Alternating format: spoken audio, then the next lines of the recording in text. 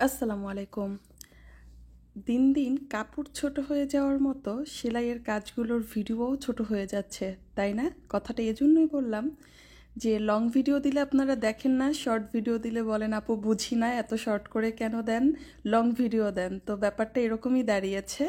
তো যাই হোক, আপনাদের সবার অনুরোধে এই ডিজাইনটা বা এই সেলাইটা আমি একেবারে প্রথম থেকে দেখাচ্ছি যে কিভাবে এটা উঠাতে হয়। কারণ এখন আমরা অনেকেই যেটা করছি যে সেলাইয়ের মাঝখান থেকে আপনাদেরকে সেলাই দেখাচ্ছি, দেন সেগুলো আপনারা খুব আগ্রহ নিয়ে দেখছেন।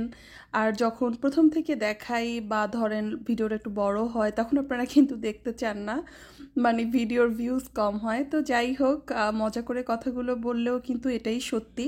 তবে আমি ডিজাইনটা প্রথম থেকেই দেখাচ্ছি, এভাবে করে আপনারা করবেন। জাস্ট শুয়ের নিচ থেকে উপরে এভাবে করে প্যাচ দিয়ে নেবেন, আর অবশ্যই সুতাটা এভাবে করে আস্তে ধীরে টানবেন, এতে করে অনেক সুন্দর একটা প্যাচ গোছ টাইপের আর কি সেলাই হয়ে যাবে। তো দেখতেই পাচ্ছেন স্টিচটা দেখতে কিন্তু ভীষণই সুন্দর, আর মনে হচ্ছে খুব কঠিন কিছু, বাট কঠিন কিছু না, খুবই সহজ, তবে একটু আস্তে ধীরে করতে হবে। আর এরকম দাগ দিয়ে নিলে আপনার স্টিচগুলো একেবারে সব সমান হবে। এখানে আমি ডিএমসি সুতা নিয়েছি, শেড সুতা, এর জন্য একটু শেডিং এসেছে। তো সেলাইটা কেমন লাগছে জানাবেন অবশ্যই। ভালো লেগে থাকলে ভিডিওতে লাইক এবং কমেন্ট করে দিবেন, আর চ্যানেলটি সাবস্ক্রাইব করার অনুরোধ রইল। আল্লাহ হাফেজ।